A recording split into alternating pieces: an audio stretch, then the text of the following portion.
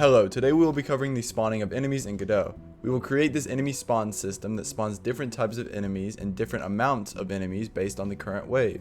So let's just get started and cover everything there is to know about the creation of spawning enemies in Godot 4. This is part 7 of the tutorial series where we will be creating this exact hack and slash game step by step in Godot. If you have any questions regarding errors, understanding, or anything at all, then please let me know in the comments and I will be sure to get back to you. Remember that this course is completely free, but if you want to help support me a little more, then a link to my Patreon page is in the description below. Your support truly means the world. Thanks, and remember to subscribe and drop a like to help YouTube push this tutorial to more aspiring game developers who want to learn to create their own Godot games as well. And now let's begin. Okay, so to first create our spawning, we're going to end up having different spawn points. And basically I want to show what we have currently. So if we go to our stage level and we click play in our stage scene, you're going to see that we do have enemies, but they aren't really spawned in. They're just already in the scene, right? They're built in. So I want to start off by removing these enemies from our scene. So our bat enemy here, our bat enemy 2, and our frog enemy. So now if we were to play, then we're going to no longer have any enemies in our scene, and now we need to figure out how we're going to spawn them into our scene. And to do that, we're going to end up having spawn points. So these spawn points are going to just be marker 2Ds, and we're going to have different spawn points for every different enemy, right? Because we want them to spawn in different areas. So we can say, okay, well, the first one is going to be a bat spawn point 1, right? Then we can copy this, or we can move it first a little up in the sky so it's above where the camera's at. Then we can paste it, have another one. We can move it a little bit more to the right. And we can do this 4 different times because we're going to want 4 spawn points for our bat, just the way that we're setting up this wave system, right? So you can have as many as you want or as little as you want. If you want every enemy to spawn in this point, then you can do that, right? And I'll go over how you do that whenever we start creating the variables in our script. Or when we go over or prepare our spawn before every single wave in our script, then we'll cover that. But we're also going to have a couple more, and these are going to be for the frog. So we can say, okay, well, let's have a marker 2D. Let's name this marker 2D here our frog spawn point, right? So this is going to be our frog spawn point 1, and we can move these. Maybe we want one right here, so the frog spawns here, then it'll drop to the ground, then it'll start playing here, and then maybe we want one on this side of the map somewhere as well, right? So we have frogs coming from both directions.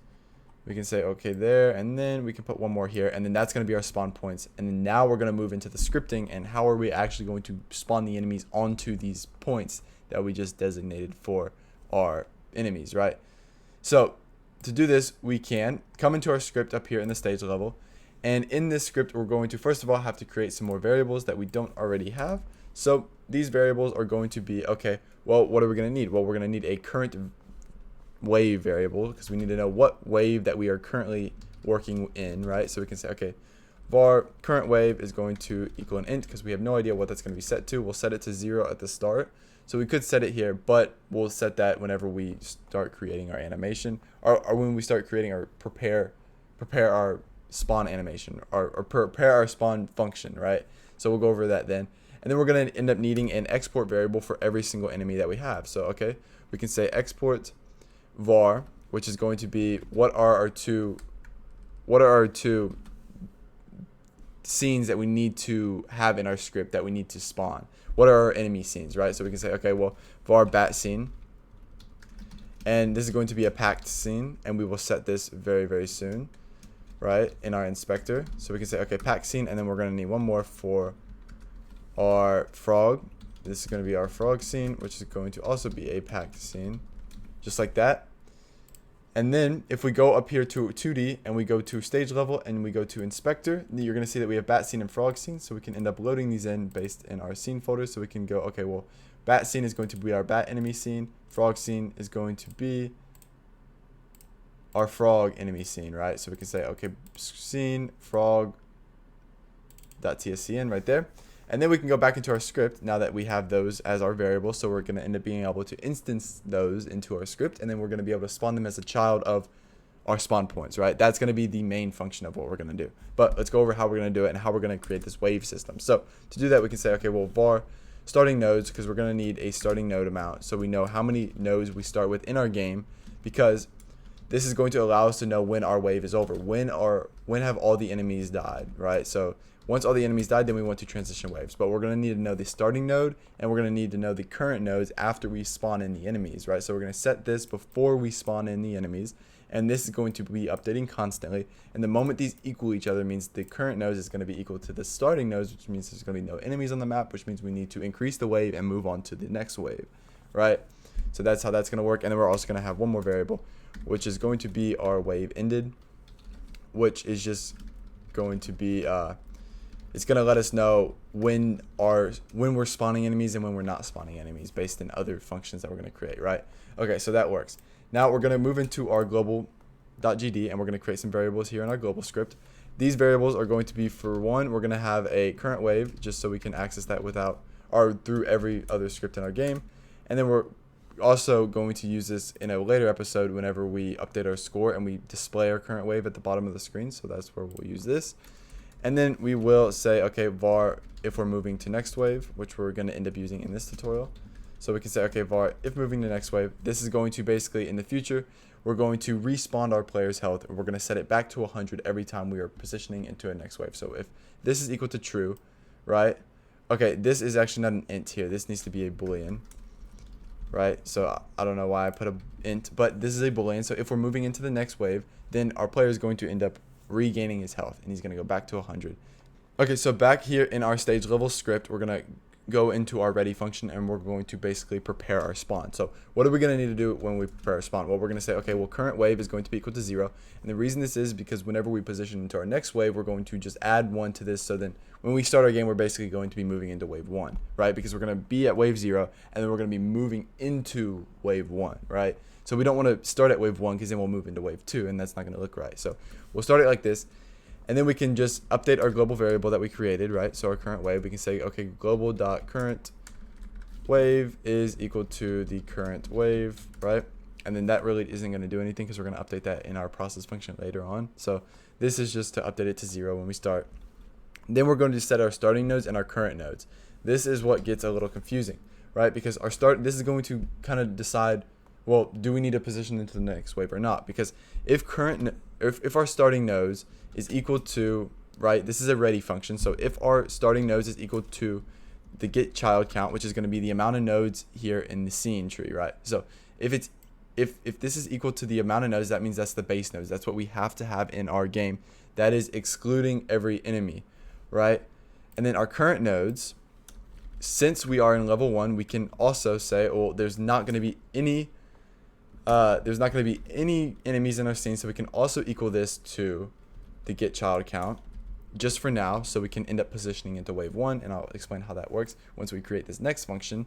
But what this is going to do is going to say, okay, well, our starting nodes is going to be equal to our child count, so it's going to equal our base, and we're never going to end up changing this function, or this variable will never be changed. This variable will be constantly updated, right? So if these two are ever equal to the same amount later in our script, then it's going to say, oh, okay, we need to position scenes because all the enemies have died. And that's going to make more sense when we go over that. When we create this next function, which is going to be, well, it's going to be position to our next wave, right?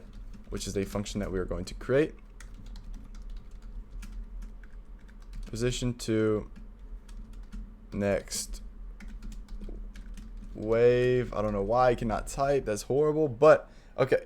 So now what we're going to say is we're going to go, okay, well, if the current nodes is equal to the starting nodes, right? Because the starting nodes we're never going to end up changing. The current nodes we are going to end up changing. And if they're ever equal to the same, that means we're going to have no enemies or no extra nodes in our scene, which means we're going to have no enemies.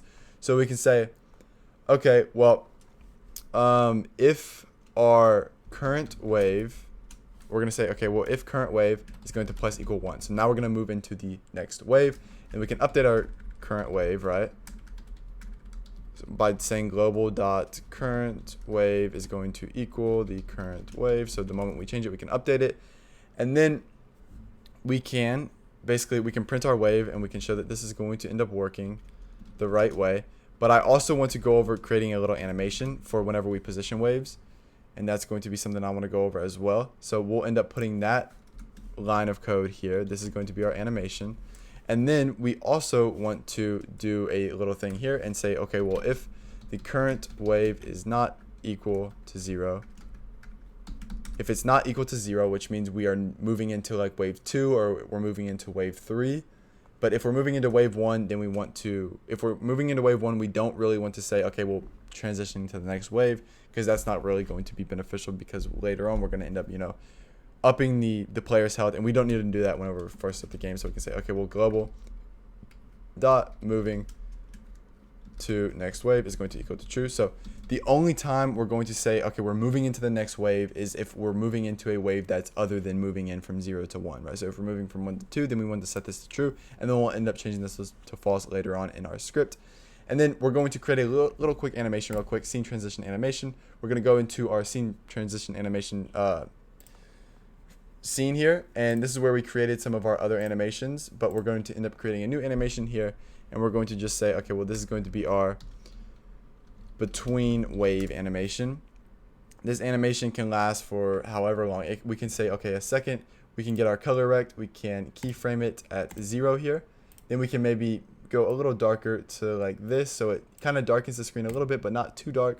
Go halfway. Just gonna make a quick little animation here, right?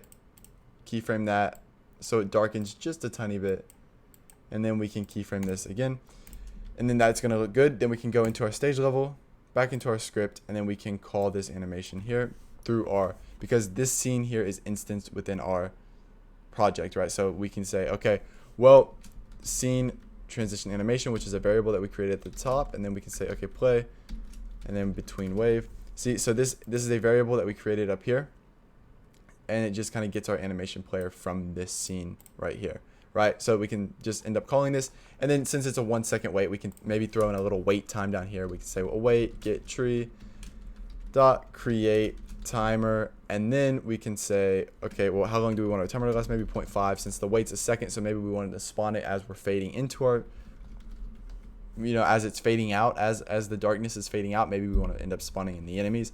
And then right here is where we're going to end up preparing our spawn, right? So we'll end up calling a function here, which is going to be our prepare spawn. This is where we're going to prepare the spawn, and we're going to end up calling in different functions here, or we're going to end up passing in like 3 different variables that are going to be for our spawn type, like what mob are we spawning. So everything's going to be modular, right? So if we were to play right now, you'll see that it's going to end up darkening a little bit, and it's going to, if we play our lobby scene, we move in, it's going to darken when we spawn in, and it's going to end up playing a, say, okay, 1, right? So it's going to say 1, and it's going to play that, right? So that looks good.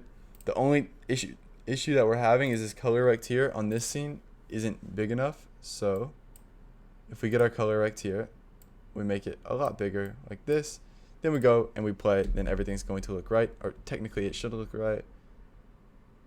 Right, so it plays a little fade, and then that's going to play every time we transition waves, right? So that's going to look good. And then now we're going to move into creating this other function, which is going to be very, very important here in our stage level, which is going to be our prepare spawn. This is where everything's going to start. So this is where we're actually starting to prepare the spawn, and where we're going to actually spawn the enemies.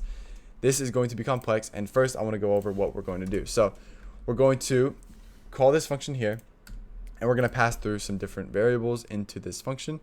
And these variables are, first of all, we're going to end up passing in basically our type. So our mob type, what is our mob type that we're going to end up using, right? So is it going to be frogs or is it going to be bats?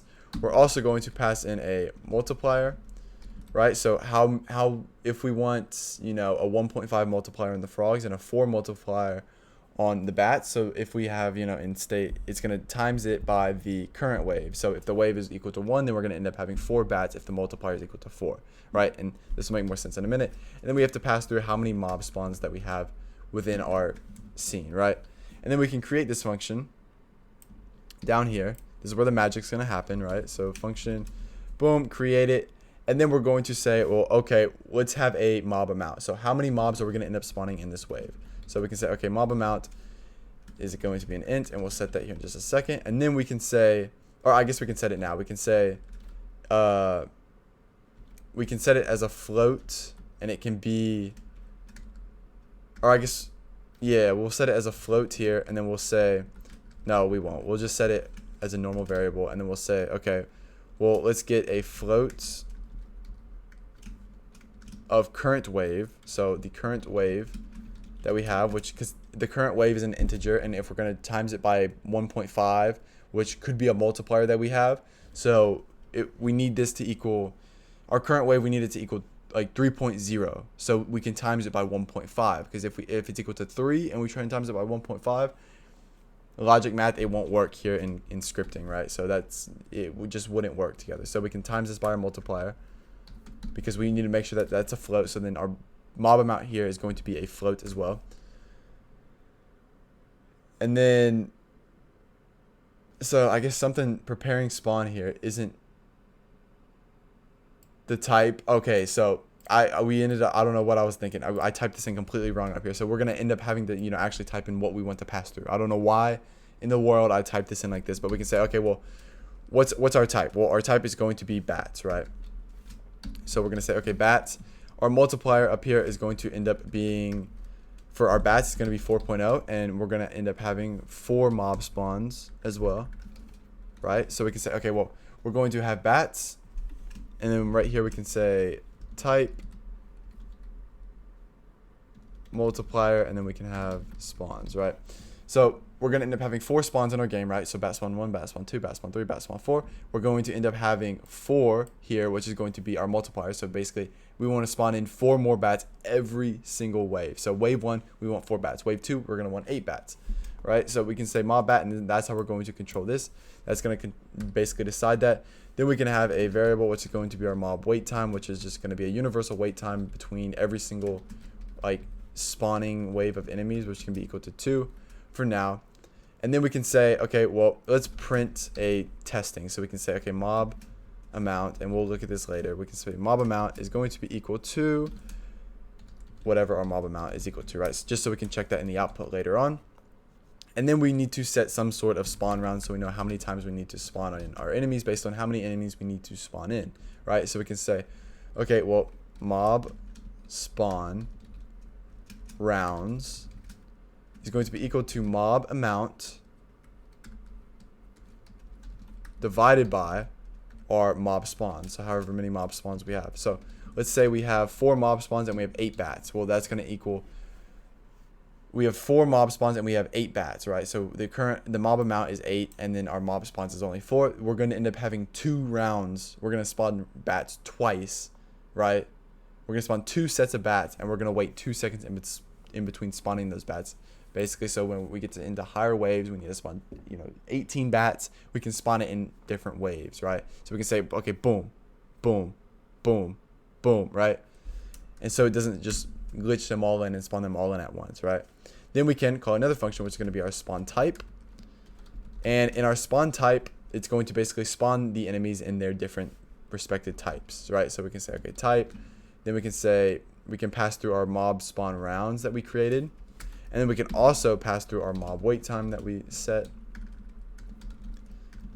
Just like that. And then we can create this function here as a function.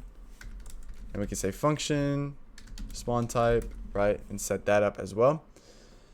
Okay, so if we go into our game, we can also come up here and we can say prepare spawn for our frog as well, because this is going to be universal. So we can use all the same stuff to spawn in all different types of enemies. So we can say frogs, and then we can say, okay, well, our multiplier on here is going to be 1.5, and then our spawns is going to be equal to 2, right? So 1.5 means if we're at round 1, if we're in round 1, we're going to end up spawning, we're going to want to spawn 1.5 frogs, which isn't going to work. There's no such thing, so we're going to end up spawning 0 frogs. But round 2, we're going to end up spawning 3 frogs, right? Since we have two spawn points, we're going to say, okay, well, we want to spawn 3 frogs. We're going to be able to spawn 1 spawn round, so we'll end up spawning 2 frogs. And that's kind of how that's going to work. Then the next round, we're going to end up spawning 4 frogs based on this, because it's going to be equal to 6, and we're going to have 2 spawn points. So we're going to end up spawning 3 rounds of 2 frogs, which is going to be 6 frogs, right? So it's going to make more sense when we have everything set up. But once we go into our spawn type down here, we can say, okay, well, how are we going to do it? Well, first we want to check the type. So if the type is going to be equal to bats, right? So if the type is equal to bats, then what are we going to do? Well, we're going to want to set some variables. We're going to want to set all of our spawn points. We're going to say bat spawn 1 is going to be equal to bat spawn point 1, and then this is going to go all the way down. We're going to have 4 variables for every single different spawn point that we're going to have. So we can say, okay, bat spawn 1, bat spawn 2, bat spawn 3, bat spawn 4, And over here, we can set it to the right path. And then after we have our spawn points, we're going to say, okay, well, if our spawn rounds is greater than or equal to 1, which means we have enough to spawn a complete round, then we're going to want to say, okay, for I in spawn rounds, right? So this is just going to be a looping function, and we're going to loop through however many spawn rounds that we are going to have.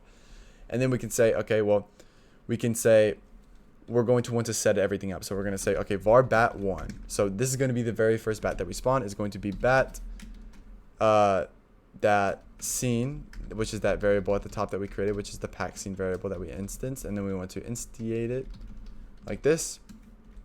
And then we're going to want to set the position of it. So we can say, okay, bat1 is going to be equal to global position of bat spawn 1 dot global position, which is going to be our marker 2D, just like that, right? And okay, so we have to actually do mob spawn rounds because we declared it a different name, right? So we can say, okay, mob spawn rounds is going to be equal to that, and then this is going to be for mob spawn rounds as well. And then basically what this is going to do is it's going to say, okay, well, bat 1, and then basically this is going to maybe be 3 different bats in the grand scheme of things. This is just the bat that for this round of our spawn, right? For this round of our spawn, we're going to say, okay, well, we're going to want to spawn 4 bats, so let's create these bats and let's instance these bats, spawn them on this position, and then we're going to end up clearing these bats out once we get to the bottom when we create an await timer, which is then going to go back and it's going to reset it for if we have it round 2. So it may seem a little confusing, but I promise once we have everything set up, it's going to make a lot more sense. And then basically right here, we can copy this and do this here exactly 4 different times as well. This is just going to say, okay, well, bat 2. This is going to say bat 3. This is going to be bat 4. And then we're going to want to spawn it at different locations. So we can say bat 3, bat 4, just like that. And then that's going to be exactly what we want, right? So bat 4 is going to spawn on bat 4 spawn point. Bat 3 is going to spawn on bat 3. Bat 2 is going to spawn on bat 2. Bat 1 is going to spawn at bat 1. And then we can say, okay, well, now since we have all of our variables and we have the position that we want set up, we can just add in these childs. We can add in child bat 1. And then we can add in child bat 2, right? We can add in child bat 2 and then bat 3 and then bat 4, and then we're going to end up spawning all of these in to our game, right? So we're going to end up spawning all of these in at their location that we set, and then we can say, okay, well, spawn round, spawn rounds is going to be minus equal 1 because we just went through a complete round, and then we're going to go back up to the top and we're going to wait for our wait time real quick. Create timer, and then this is going to be our mob wait time dot timeout, and then we can say here at the bottom, okay, well, wave spawn has ended equals true, just like this, right? So what this is going to do is it's going to minus this, so then we're going to check, okay, well, if the mob spawn is greater than 1. So if we don't have enough bats to complete a complete spawn, then we're not going to end up completing a complete spawn, and we're not going to do this because we don't have enough bats to complete the full spawn, right? So technically, if we were to play the game, everything should work. We should spawn 4 bats, right? And I'm going to show you how this works now. So if we jump in, it's going to play our wave, and we're going to end up seeing 1 bat, which means we are having some sort of error. And we can go through and we can kind of figure out what that is here in just a second. But you can kind of see in the output, it says, okay, mob amount. So for bats, it's going to be 4, and for frogs, it's going to be 1.5.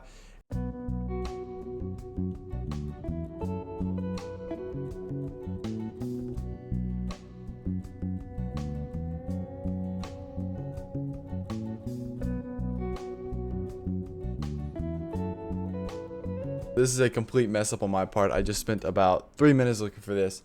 And it's a very simple error. If you look here, we have bat1 equals bat scene.instantiate bat1.global position equals bat1 spawn, which looks good. Then we come down here, we say bat2 bat scene instantiate, which is fine. Then we say bat1.global position is going to be equal to bat2.global position, which doesn't make sense. So everything's kind of messed up. So we need to set bat2's global position to equal spawn2, bat3 to equal 3, and then bat 4 to equal the position of the bat 4 spawn. Now if we were to go to our lobby scene, I haven't tested it out, I just caught that with my eye. Let's see if it works. Jump down, we're going to end up seeing that we do spawn 2 bats now, which I guess is a little bit more. So, which means we still have something going wrong, right? There's still something here going wrong, and maybe we can find out what it is. So we have 2 bats at least, but let's see what's going on. So let me look.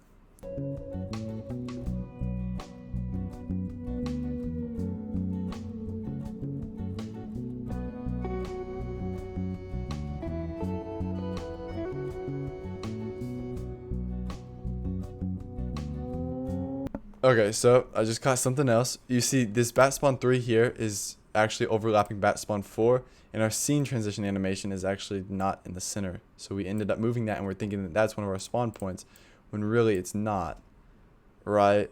So we need to get bat spawn 4 here. We need to move it out a little bit to where they are separated.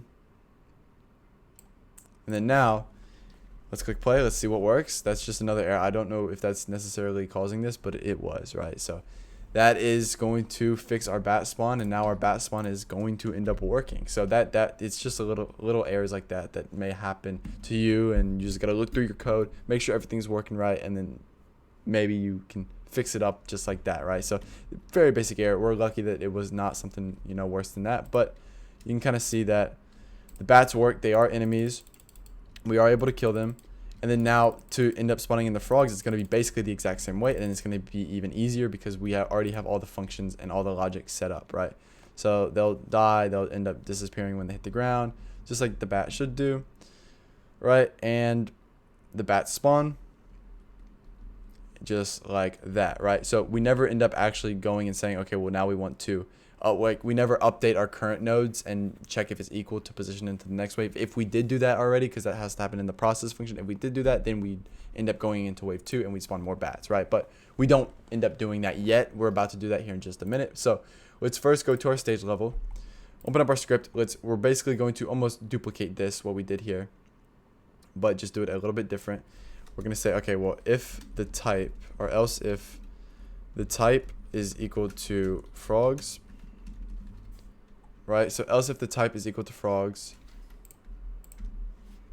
just like this, then we're going to end up having some spawn points. We're going to say, okay, frog spawn 1 is going to be equal to our frog spawn point 1 var.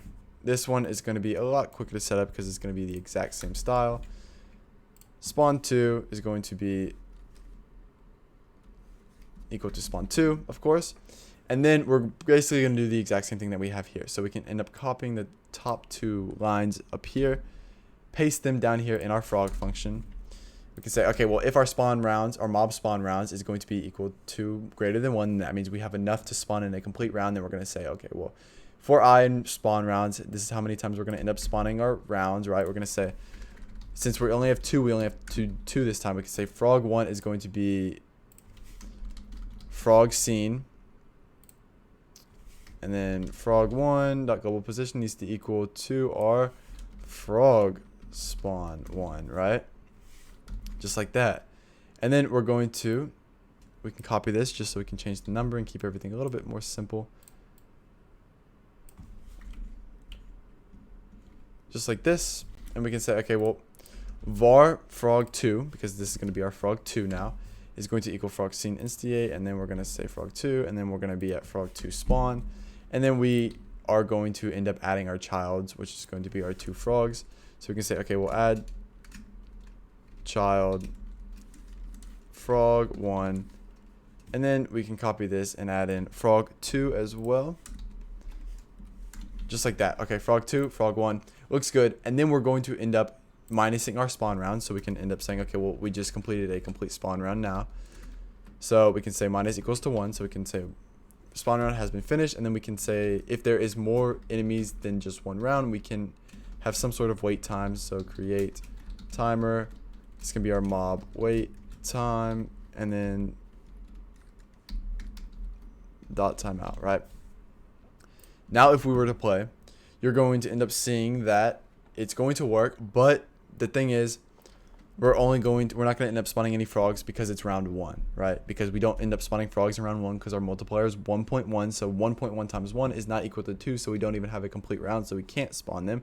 But if we were to go and manually set our waves up here and say current wave is equal to maybe 3 or 2 right now, so then we transition into wave 3, what does wave 3 of our game look like? You're going to see frogs are going to spawn in, bats are going to spawn in, bats are going to spawn in waves. They're going to come in different waves, right? In 3 waves.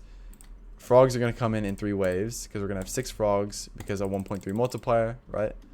And everything looks good and all of our enemies are going to work. Everything looks nice and our player is getting absolutely attacked right now. We're dying and we're kind of glitched in because we're stuck between all the enemies, right? But it works. It looks good. There are a couple things that we need to fix, right? So to end up transitioning scenes on our own, we are going to need to call something in our process function. So if we go to our process function, which is all the way down here at the bottom now, we can say, okay, well, we're always going to have to update our current nodes, right? So we can say current nodes is going to equal whatever the get child count is, right, of our game. And then we're going to say if wave spawn has ended, then we want to position to the next wave. And we want to say wave spawn ended is going to equal false. And the only reason we're going to do that is so right here, we can't end up spamming this over and over and over and over and over, right? So that's why we do that. And then we're going to end up calling this position.wave. We're going to go up here to our wave. Where's our wave position? We're going to end up going in here. We're going to say, okay, we're going to check if the current nodes is equal to the starting nodes. And remember, we're always going to be updating our current nodes. So it's going to be updated to the most current. And then we're going to end up saying, okay, well, if they're equal, then that means there's no enemies in the scene. We need to move into the next wave. So if we click play, go to our lobby scene, see what we have now. We jump in. You can say, okay, well, we're going to end up going into the next wave. You kind of see the position. We're only going to have bats here in the first wave. If we take on these bats and we get all these guys out of our game, right?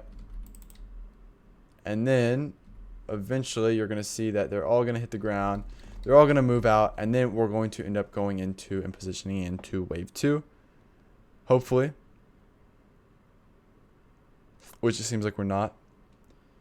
Which isn't good. So let's see why that is, right?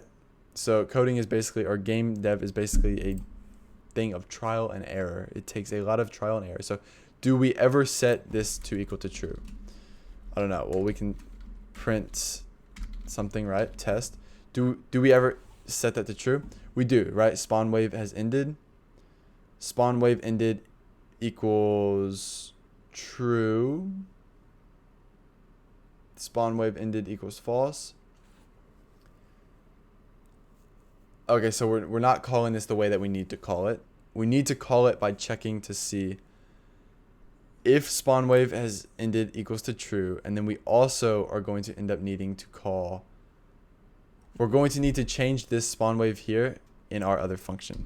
So we can say, okay, well, let's move this. And it looks like we're going to need to change this up here in our position to next wave. And then right after we position, we can say, okay, current or wave spawn ended equals false, so that we know like we are currently spawning our enemies, right? So we don't need to be calling this function over and over and over and over, right? So well, actually we need to probably put this one here above our